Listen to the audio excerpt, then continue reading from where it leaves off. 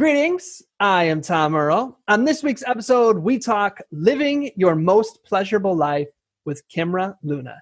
Check it out. Woo!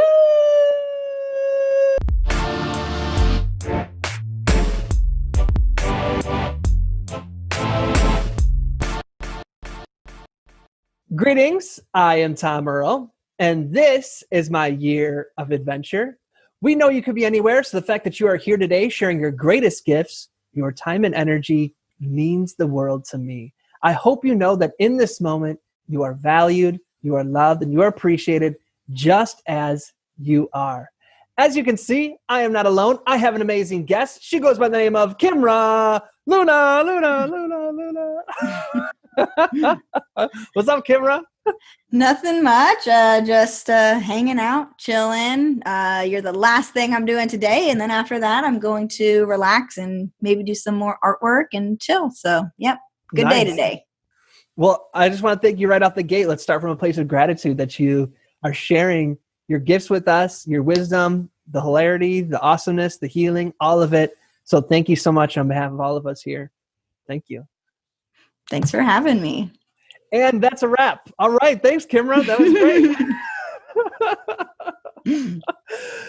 Do you mind, for the few folks out there who don't know who Kimra Luna is, do you mind if I share with them an introduction via your bio? Yeah, go for it. Kimra Luna is a cosmic sensuality coach and pleasure activist. She is the founder of the Cosmic Connection COVID and the Sanctuary communities on Discord, and is the host of the Riot Doll podcast.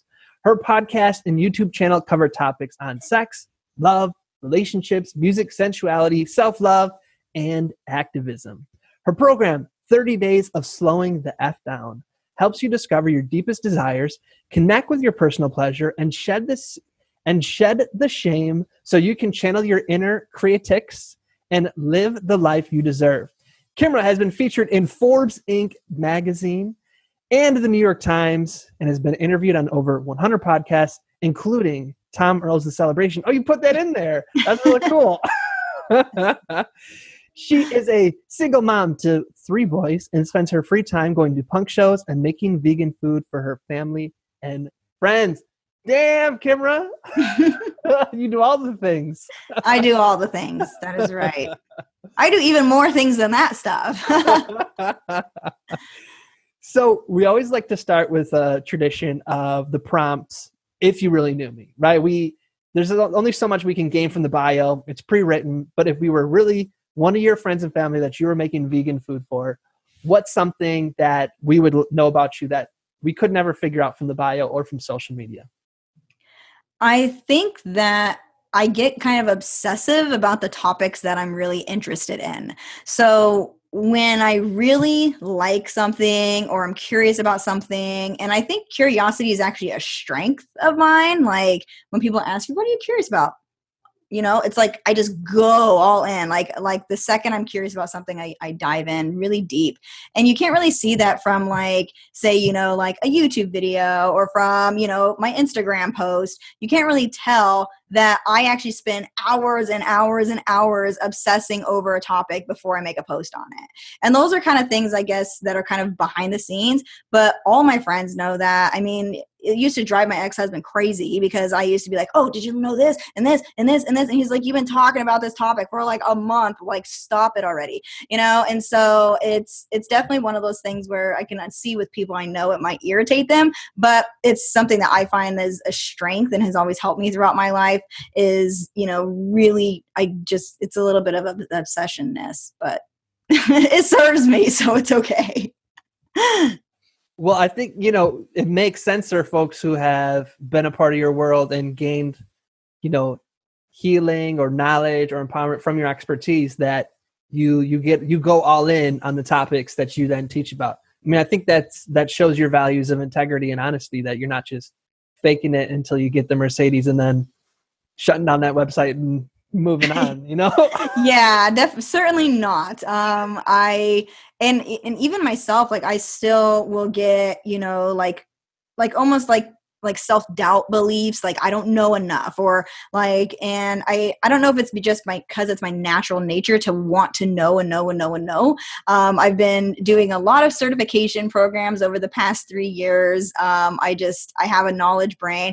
I've spent 17 grand on education just in this year of 2020. So pretty much most of my money is going to education this year because I just love learning so much. And I want to be the best for my clients. I want to be the best for my customers. And I want to create amazing content out there that really serves and helps people. And, it's really just, I find it interesting that some people, they just go online and they literally just fake that they have knowledge by just copying other people's blog posts. I mean, I have literally seen where someone copied someone's blog post word for word, like literally just copied and pasted it onto their own blog and acted like it was theirs. And I always thought, like, what? How could you even live with yourself if you were doing that? Like, it's so out of integrity and out of alignment of who a person is. But yeah, so I'm definitely not a faker. I like to beta test everything numerous times with my clients before I put something out into the public. I'm in the process of beta testing a 4-month program with some clients currently, and then that'll be launching in January once everyone has gone through it and we've made sure all the results are proven, because that's super, super important to me. It's always good to meet a fellow course junkie. It makes me feel validated. Yes, I am a course junkie. That is for sure. And I do go through all the content. Like I at least view the content. Might not necessarily fill every worksheet, but I do view and absorb the content into my brain, at least as much of it as I can keep in there. And sometimes I re-go through programs and stuff too. So yes, I love programs. I love courses. I'm in a few certifications currently. I have one starting up in September that I'm in. So yeah, I am all about the knowledge. Bring on the knowledge. I was we were watching Family Feud. It's my mother-in-law's favorite show. And they had a question. I was like, if you had 24 hours to live, what would you do? And I turned to my wife and was like, I'd buy all those courses I've been meaning to. All those high ticket courses, they're mine. That's awesome. Love it. So let's do a little bit of an origin story. So how did you get to become the cosmic sensuality coach and pleasure activist? Is that where you've always been? For folks who are just learning from you, for folks who are like, no, that's not. I remember when she was blank. Take us a little bit through wherever you want to start on the boom. We're going to start here. Yeah. So for the past 6 years, I've been a business coach primarily, teaching marketing and business and branding and teaching people how to create digital products and sell them online and grow a presence on the internet and create a brand around the things they're passionate about. So that was what I primarily did. But 3 years ago, I started going through a separation with my husband. And during that time, I ended up hiring sex therapists and coaches and all like relationship coaches and all these people. And because how they were able to help me, it made me say, that's what I want to do. And so it started becoming more of my passion. And before I started my business coaching, I was more of a life coach for many years. I've been blogging online for, I don't even know how long, since I was probably like 17 years old. So I've been blogging for a really long time and I've had a lot of transformations. My ex-husband says it's kind of like I'm Madonna, like it's like there's just like a different season of me and like I just completely transform. But I used to always just coach people and help people. And that's something that I had learned growing up. I was raised in a church and you were taught you're supposed to serve and help people, right? And so I was like, well, that's what I'm going to do with my life, serve and help people. And it's always really been the same. That's always been my same focus. It's just I've kind of had different topics along the way. So I used to do more stuff that was more on health and nutrition and wellness sort of stuff. And then I was also a Reiki master and teacher for a long time. And then I went into doing like, marketing and teaching business stuff for a while. And now I'm primarily focusing on sex, love, and relationships, and primarily helping people heal from shame, because there's a lot of shame around these topics, and shame seems to be the thing that kind of just stood out for me, and I've been really pinpointing. And it was a pretty easy evolution for me. I mean, I have had people who said that I was crazy for, just dropping my previous business. They're like, it was like 7 figures every year. Like, why would you completely start over from scratch? Like, you're crazy. Even like, someone who I had dated even said, like, why would you stop doing business coaching? People are paying you so much money for this. And I still have people message me asking me for coaching all the time, for business coaching. And I'm like, no, sorry, I've moved into this new space. And so sorry, people, no more business coaching. But it wasn't as difficult of a thing for me. A lot of people are like, oh my gosh, that's so brave and things like that. But when I found something I was so passionate about, it's like I couldn't keep doing that other thing, because then doing the business coaching stuff was actually more of a drain to me. It was draining my energy rather than filling me up. While it was like super big and super great, it was filling me up. I was getting so much joy doing webinars and presentations and helping all my clients with their launch strategies. Like, I mean, I still love talking about launch strategy. I'm all about a good launch strategy. But it's when it was with all my clients and stuff, it started to become draining for me rather than filling me up. But stuff when I'm talking about relationships and helping people, go through a divorce and helping people, finally discover their sexuality or have an orgasm for the first time, that's the stuff that lights me up. And so to me, it was natural to transition to it. A lot of people, I think, on the outside, like, oh my gosh, you're so brave. Because I shut down my whole website. I stopped selling all my courses. I actually put all the courses for free online. I said, here's a Google Drive doc. Click that and just download all of it. Like, I don't take it. Do whatever you want with it. Learn everything you need to know about business. It's all here. It's like 100 hours of content. I just gave it all away because I figured, that's going to serve some people. They need served in that way, but I want to serve people in another way. And some of that has crossed over. I mean, I do have people who were business owner followers who, have things with their sex, love, and relationships. They want to, follow me and follow that path. And so that's really great. But pretty much I've started from scratch. My email list currently is 250 people. And before I was like up to like 85,000 or something. And I was just like, I'm starting fresh, and it was difficult to cut the email list. I can say that because it's like, oh man, there's so many people, but it's like, if they weren't clicking and they weren't interested in my new stuff, I was just like, see you later. Bye. And so now it's been really great. Now I feel wonderful whenever I send out an email because I know it's people who really want the content that I'm now sharing. And yeah, it's been really interesting. I do have a kind of a funny story. Is one of my friends from high school is shocked that I'm even talking about sex on the internet.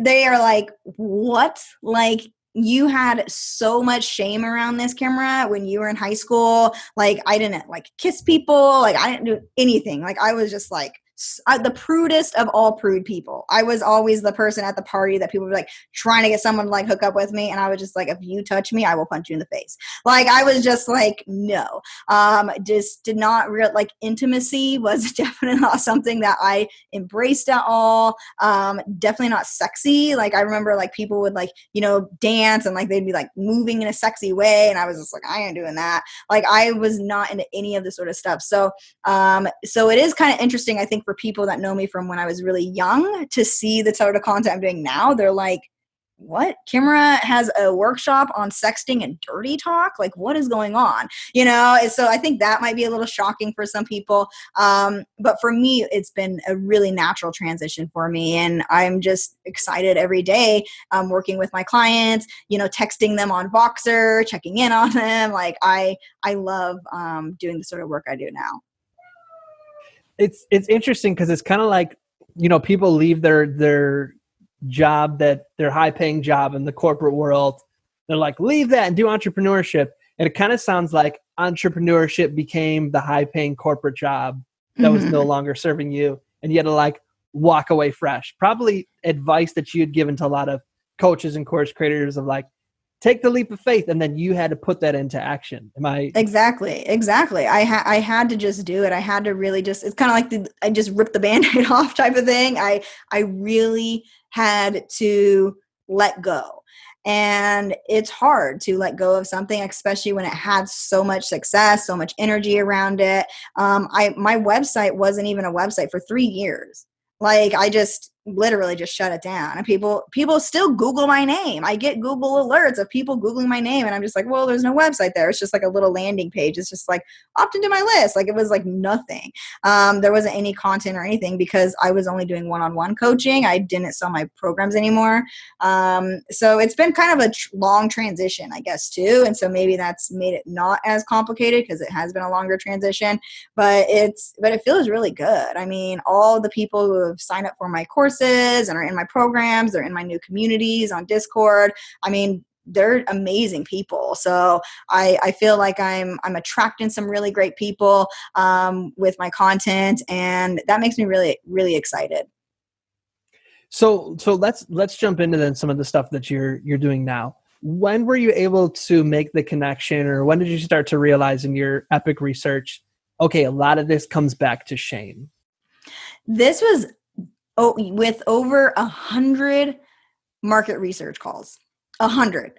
So I basically, because I had a group coaching program that was completely full. So, I had my bills paid. There was money coming in. And I was just like, well, I want to launch this whole new business around sex, love, and relationships. So I'm going to do a ridiculous amount of market research. So I got on Zoom. I interviewed people, asked them tons of questions about their sex lives, about their relationships, about their childhood traumas, about all these things.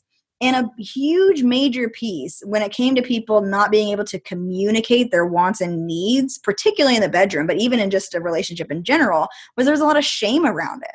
Like, there were mothers who felt ashamed to ask their husband to help them out more because they thought that was just wrong, like straight up wrong to ask your spouse for help.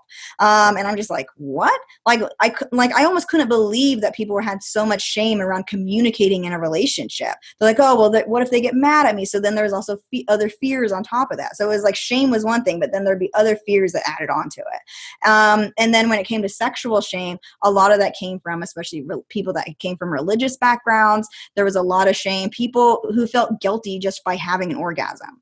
They would feel guilty afterwards. And I'm like, whoa. And this was a very common theme. I would say at least 20 out of the 100 people said that they felt guilty after an orgasm, which I was just blown away by that information because I didn't realize because that was something that happened to me, but I didn't realize it had been happening to so many people. And as I was studying for my sex, love, and relationship certification program, that became like my main focus. So when I had like my, beta tester clients, that are my first clients, that was most of the work that I did because I just saw how important it was for people to even own their sexuality. And some people were even confused about their sexuality because there was so much shame, particularly from religious backgrounds, but also just from societal beliefs as well, from things they see on TV and things like that. There was just so much shame of just like, you're not supposed to ask for your wants or needs. And then there was a whole other group of people who just didn't know what their wants and needs were. And even when I interviewed them on those topics, it still all boiled down to shame. It's like it was shameful to even have a desire. It was shameful to even desire pleasure at all. It was shameful to have a need.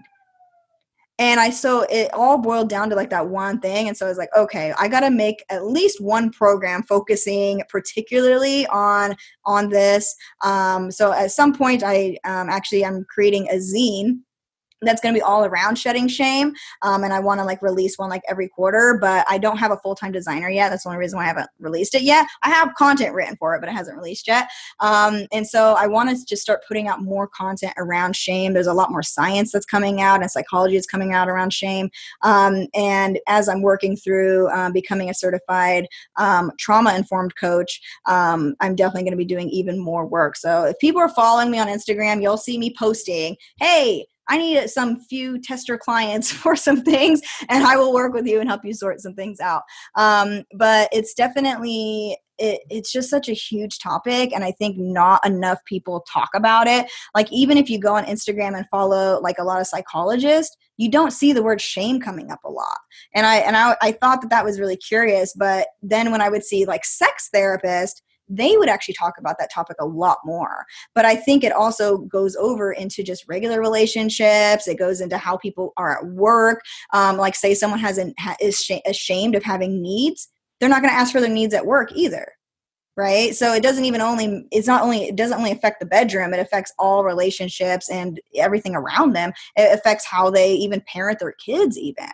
So it's a really interesting topic. And I feel like I'm going to be studying it for probably the next 20 years of my life because I'm like so into it. But it's really like my biggest passion is to help people release that shame and be able to be more of themselves, really be who they are. And I think it's really interesting that in my business stuff, my main signature program is called Be True Brand You. And I'm still teaching people now how to be more of themselves and how to dive deeper into themselves and become more of them, which is, I think it's kind of interesting that it's a similar theme, but I just really want to help people be more of who they are, because when you're more of who you are, you know what you want, you know what your needs are, and you're confident in asking for those needs and getting those wants and needs met. So yeah, man, I think for a lot of folks, they didn't really know, or we didn't know the word shame until Brene Brown came on the scene. Mm-hmm, absolutely. Shame and vulnerability. Yeah, it's like, what? Like shame, like it's like someone's finally talking about it, like, and she's been studying it for decades, and I think it's really, it makes me really happy when I see content like that coming out. It's like there's like Netflix specials and all these YouTube videos and all these interviews and all this stuff, and I'm just like, yes, like our society really needs to hear this information. And I recently did some content around religious shame specifically, and the amount of DMs I got and emails was just crazy. Like people are like, people need to talk specifically about religious shame, because in certain religious texts, it specifically shames us. Like it literally directly shames us. Like it's not even like a beating around the bush kind of way. Like it's like straight up, don't do this. Like you are going straight to hell. Like it's like, what? And if you're born and raised and you're fearful of this place called hell, then you're going to behave in such a way. And then you get in those patterns and you stay in those for your whole adult life until you get out of them. And so religious shame is definitely a big topic. And I actually recently found someone locally here who works specifically with the Mormon community here on helping heal religious shame and religious trauma. And so I'm kind of surprised that like now a lot of these people are talking about it, but it makes me really happy, because I'm like, the more of us, the better. We're healing the world, like let's all do this, like let's heal everyone. And I really believe that people have the power to heal themselves and work on themselves. I think sometimes people might feel like, oh, well, I'm just broken. Like, what's the point? And really nobody's broken. It's just, we forgot our own inner knowledge and our own inner strength and our own inner power and our own inner passions. And having a coach or a therapist or a mentor helps guide you to see that again. And once you start seeing that again, that's when the healing begins. And so, self-healing, I think, is something that I myself has been my own journey. Like I didn't really have a lot of therapists or even a lot of coaches in my life. A lot of people assume I've had like tons of coaches when I was doing business coaching stuff, I had one coach ever and I didn't listen to anything he said. So, I've mostly just self-coached through journaling, through reading lots of books, through listening to tons of podcasts. The amount of notes that I take from listening to like I'm one of those people, I can't just like listen to a podcast while I'm in the car. I can't do it because I need a piece of paper and I need to write notes. Like I'm constantly learning and getting more information in and working on myself and asking myself questions. Like basically I just coach myself. And that is like what most of my healing has been is through coaching myself. So if you don't mind talking, since we're using the word a lot and we're acknowledging that while we might know the word now a little more in popular culture, but it's not talked about specifically, maybe in the context of the work you do, what is shame? Shame is the feeling of something that's holding you back from going towards what you want. It's really just a feeling. And a lot of people don't even recognize they have it because they're so on autopilot that they're just doing the same things over and over again. But really, when they start seeing like, oh, I feel ashamed of asking for money.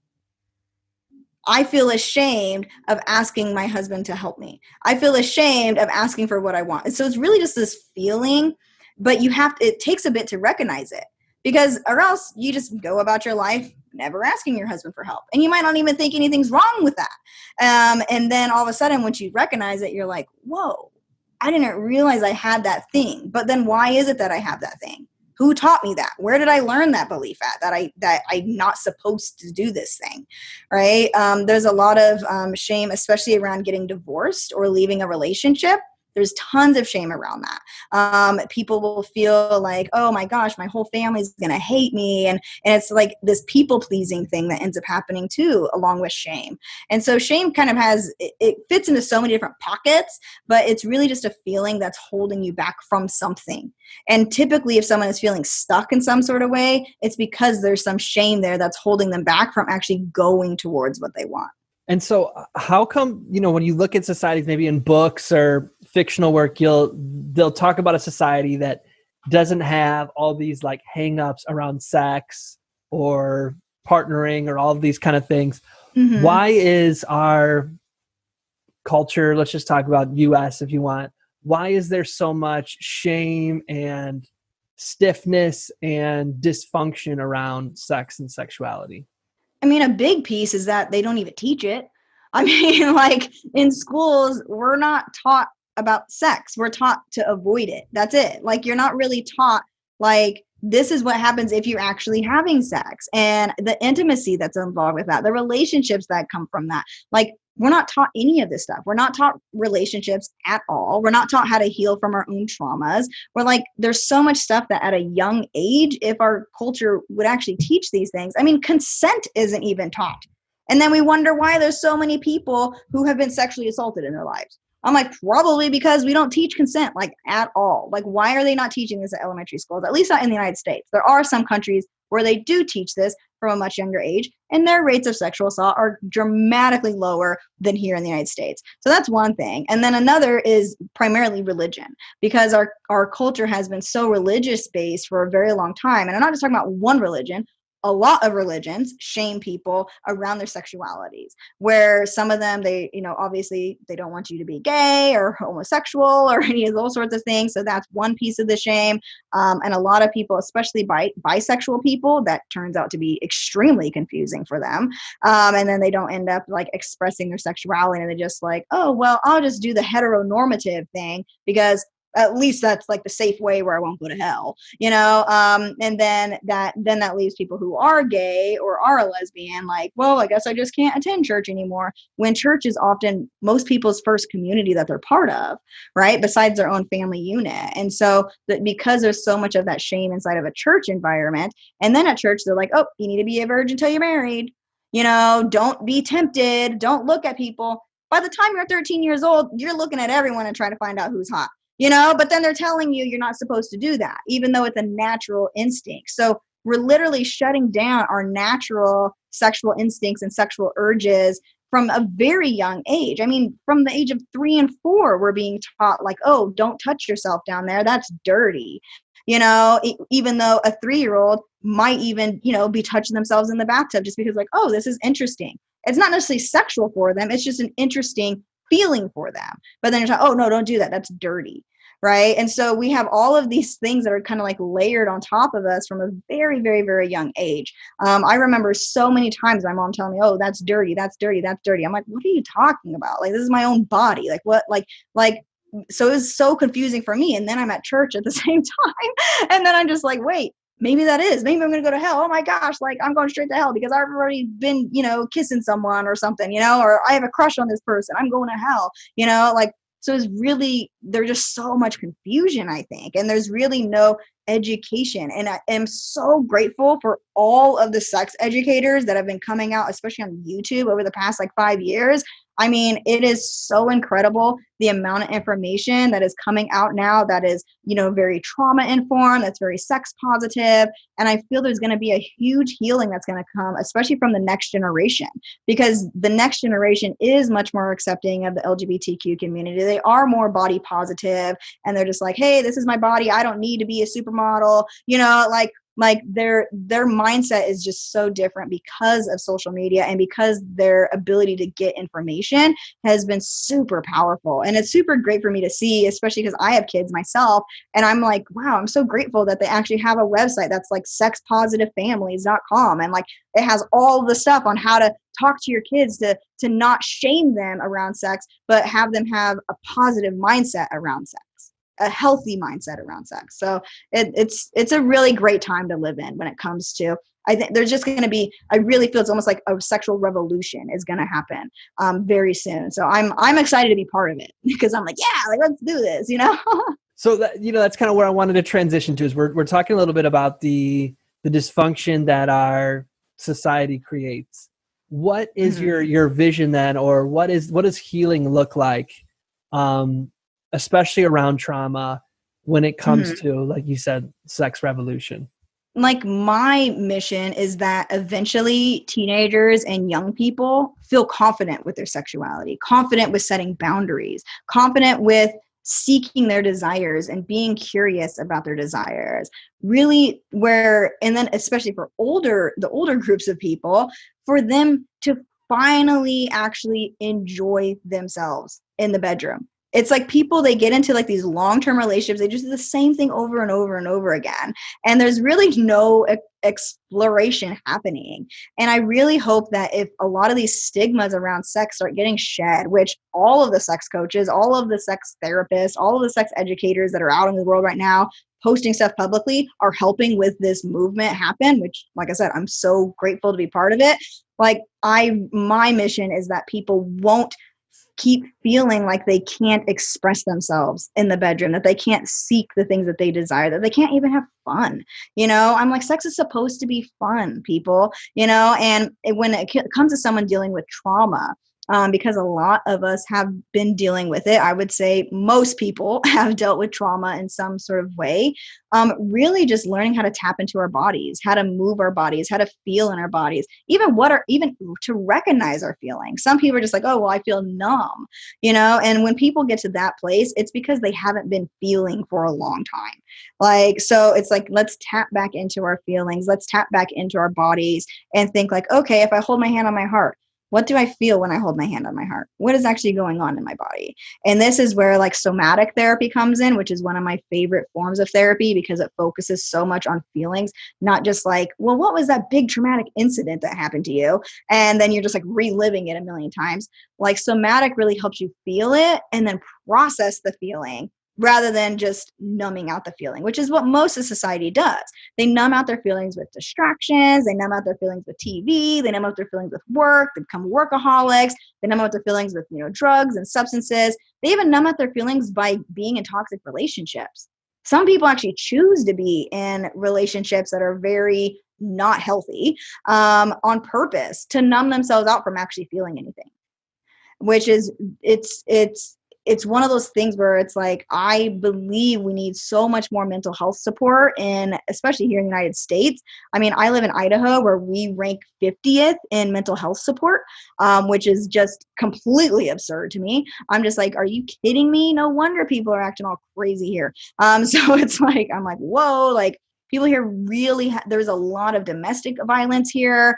There's just, like domestic violence is probably the primary crime, I would say, here in Idaho, and that's just, I mean, to me, that's just so sad, but that all boils down to mental health, right? Like any sort of violence, it all boils down to mental health. And so if we, myself, all the other leaders in the sex coaching space, in the relationship coaching space, can support more people in healing through their trauma, this world is going to be a much, much better place. And I really do see that there, like I said, there's like a sexual revolution that is happening right now where there's so much empowerment around sexuality that is happening. And some people are like so freaked out by it. And typically those are people who are a little bit more insecure about their sexualities. Those are people who have the trauma that they still need to heal from. Those are people who have a lot of biases about certain groups of people and those groups of people's sexuality. And so there's still a ton of work to do, but I definitely see that the revolution is already happening. We're in the midst of it. Like I remember even 5 years ago, like all the sex coaches that were popping up on YouTube, and I was like, wow, like this is great information. Like, I wish I would have been able to watch this when I was in high school. Like, this is so cool, and so I'm so glad that there's just amazing information that's coming out now. And a lot of it is from therapists and from people who have been working in this space for a long time. But now with the internet, they're able to share the stuff that they're learning, which is really it's just powerful.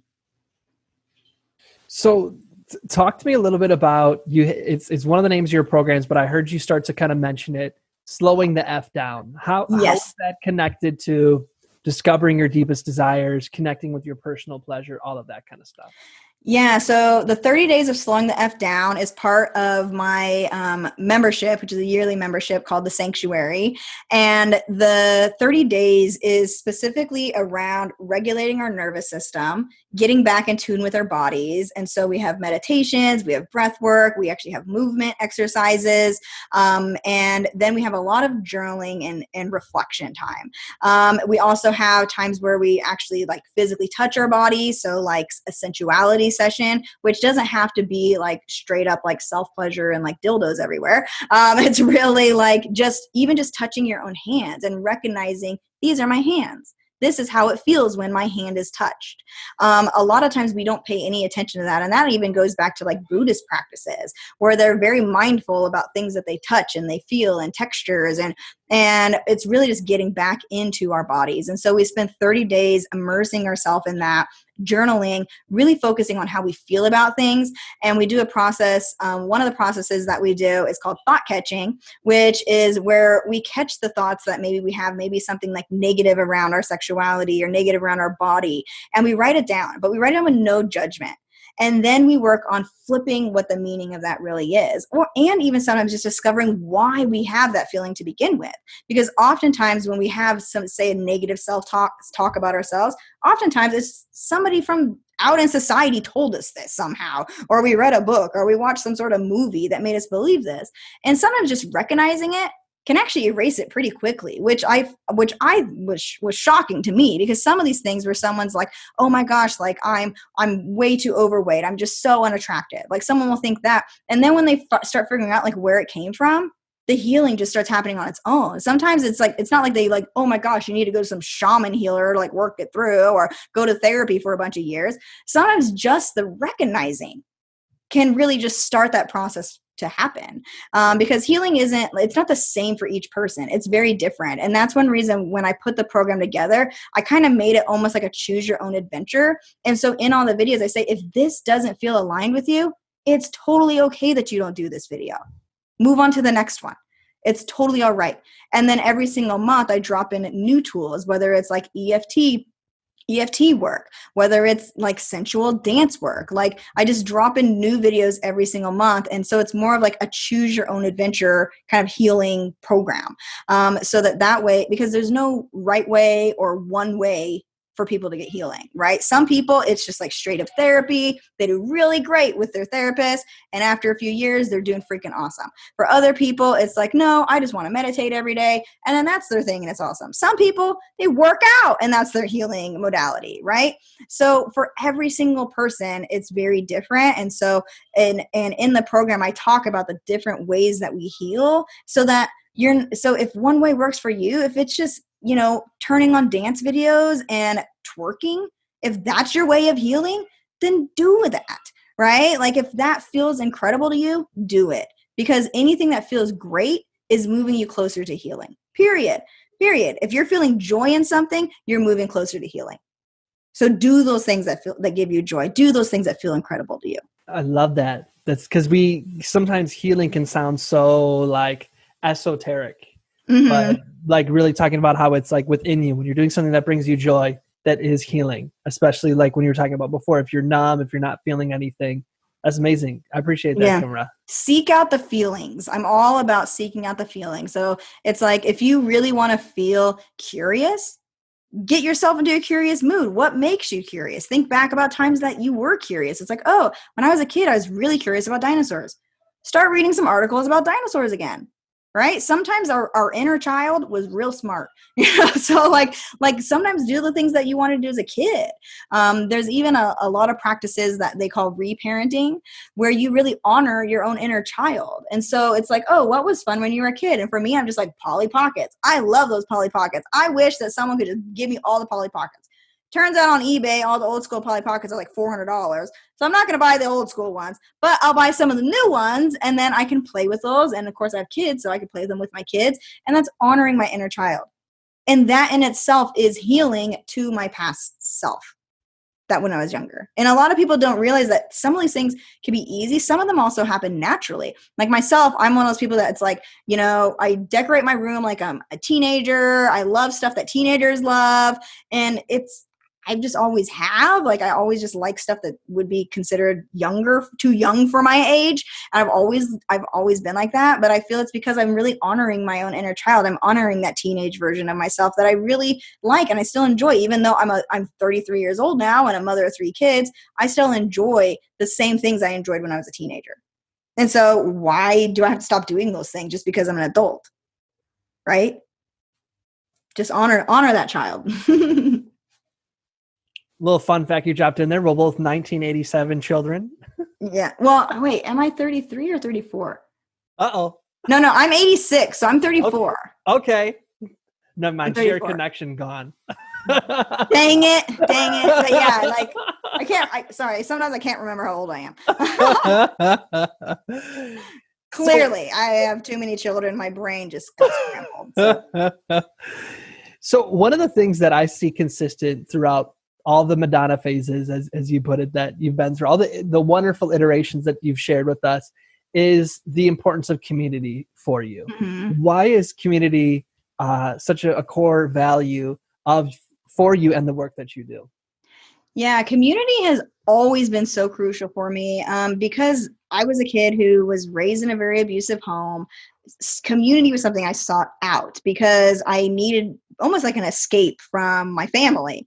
And when I found community, a big piece of it was in punk rock music, because I could go to punk shows and nobody cared what your background was. It was like, hey, if you like the music, you're in, right? So it was like super easy to get into the club, right? So once I started feeling community at a really young age, I started seeing the value in it, because I could see that if a person was really like struggling with their depression or things like that, and then going and hanging out with their friends, it completely like changed their energy. And I recognized this even when I was a teenager. I don't know how I did, but I could see it happening before my eyes. I was like, wow, they were really crazy, super depressed, but now we're with our friends and they're so excited and so happy about a lot of things. And so I could see that community was so crucial for things. And I built my first community online when I was 17 years old. I had an AOL chat. It was a feminist AOL chat, punk chat. And we had over 80,000 members in that AOL chat. It was incredible. And that was when I was 17 years old. And then after that, MySpace came out, and that's when I started blogging. And so then I started growing kind of like a big like MySpace kind of following and stuff. And then shortly after that, I started booking concerts here in Idaho. And with concerts, it was all about community too. Because when you're in a music scene, it's like, yeah, we support all the local bands. We support each other. We keep building relationships with each other. Like I was spending time with all these people because I wanted them to keep coming back to the shows and having fun together. And so it's kind of like punk rock just put like that base foundation for me of like the importance of community. And then when I started getting older and I had my first son, so I was 23 when I had my first son, I started building a lot of online communities. So I built a community called Vegan Mama's Tribe, and that community ended up being close to 80,000 as well in about a year's time. I started a blog that went along with that called The Misfit Mama, because, the Misfits are my favorite punk band. So I started a blog called The Misfit Mama, which was about veganism, like vegan diet, a lot of recipes. So I had a really popular cookie recipe that's up there. And then also about taking care of our body, so health and wellness stuff, and then about homeschooling my kids. So it was kind of just around me and my kids, and like I posted tons of content, and I was able to get over 100,000 unique views a month on my blog. So my blog just went like crazy on Pinterest. Like there was repins. Like there's still some of my old posts that have repins that have hundreds of thousands of repins. Like I'm like, I don't even know how this happened. Like it all just blew up. And anyway, so I ended up closing that website down because everyone wanted to ask me how I did business stuff. So then I started getting into the business stuff. And at the time, there wasn't a lot of Facebook communities around the topics of business, but I had already been running Facebook communities for a very long time and with my vegan mamas groups. So then I was like, well, I'm going to create a business group. And I called it Freedom Hackers. And that community just exploded. There was maybe only like 2 other business groups at the time. And then mine was like by far one of the most popular. It was just so bumping. Like it was just like I didn't even grow the group. People added people to the group. In that group, I got all the way up to like 45,000 members or something. And I wasn't even promoting it. I just was like, hey, here's my group. Join my group. It's really cool. And then everybody started flooding in. And it definitely became like a huge hot spot in business, of course. And then I stopped doing business stuff. So now I've passed it on to someone else now who runs it. But it's just always so important to me. And then when it comes to healing, collective healing is amazing. Because when you get a group of people, so in my current work, when you get a group of people who have experienced similar things as each other, they have this camaraderie where they want to see each other heal too. And it puts this whole energy into it of like, we are in this together. And that there is so much power in doing healing work together and spending time together. And even in the practice of EFT, which if you don't know what EFT is, it's like a form of tapping that actually helps regulate your nervous system. And you use some, kind of like affirmations that go along with it when you do it. And in the practice of EFT, when you're taught EFT, there's this thing called what's it called? It's called borrowing something. Hold on, I have it written down because I take lots of notes. Borrowing benefits. That's what it's called. And so even if you see someone else getting healing work done on them, just you witnessing that gives you benefits. That's basically what like the concept is. Like, so if I witness somebody getting healing work on some sort of, experience that they had, even if I didn't experience that experience, I still get the benefit from the collective healing that's in that circle. So and this stuff goes back to like shamanism. There's been like Reiki circles for generations and generations. I used to host Reiki healing circles. I'm a Reiki master.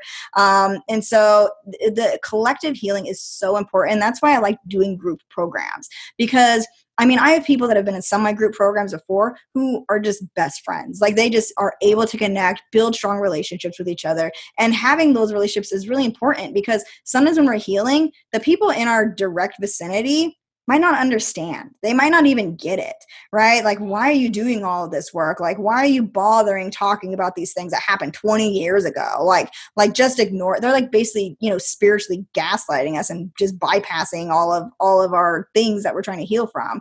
And that's often people in our regular vicinity. But in online, everybody's coming together with the same mission to heal similar things. That is where the power is, because you can build long-term relationships with people, close bonds with people when you really need people. You really need that support, right? And it allows me to be able to hold for people because everyone's holding space for each other. So I could even hold bigger communities because everyone is holding space for each other, supporting each other, loving on each other, cheering each other on, praising each other when they have breakthroughs. It's just really incredible especially for collective healing. So I am all about the community. So speaking of community, for folks who are like, I'm all in, everything you just described, I need this, you name some things that I want to work out. Where can folks get at you? Where can they DM you? Where can they go to your website and learn more? Where's all that at? So my primary website is KimraLuna.com. That's KimraLuna.com, just my name. And you can also hit me up on Instagram on the same name. Send me a DM. It's not my assistant doing it. It's me doing it. So send me a message anytime if you have any questions for me. And if you head over to my website, you can join my Discord community, which is completely free. And it's called the Cosmic Connection Coven. And in that community, you can actually use a pen name when you sign in. So it's completely anonymous, any questions or anything that you ask in that community. And we talk about everything from sex, love, relationships, healing from trauma, all sorts of things. So it's a really great community. We have a few hundred people in there currently and looking to grow it really massive by the end of the year. Show notes for folks who are on the go, tomearl.com/Kimra, tomearl.com/KIMRA, tomearl.com/Kimra. Kimra, if in a few minutes here, it's my time to spend with my child. If I didn't have that, I would go on for hours talking with you because this is so amazing.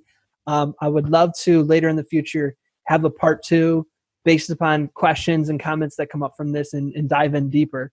Yes, absolutely. Totally down for that.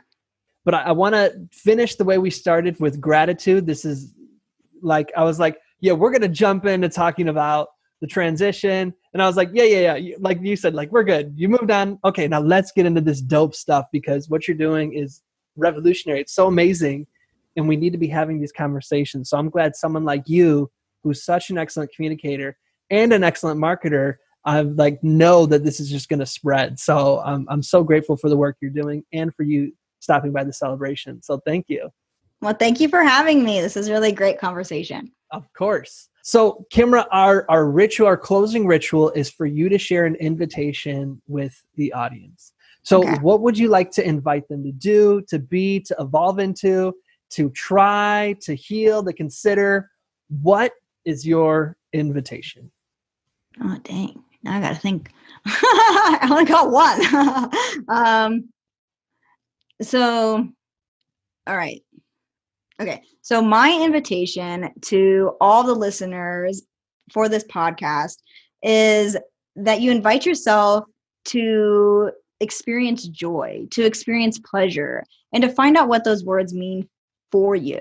They can mean different things for different people, but pleasure and joy are something where if you start experiencing it, so much healing and so much power comes from that. So much more confidence comes from that. So seek out joy and pleasure. That's my invitation for you. Amen. I love that. Thank you once again, Kimra. I appreciate you. I'm so grateful that you are here and for all that you do. Awesome. Thank you so much. Of course. Have a great time with kids.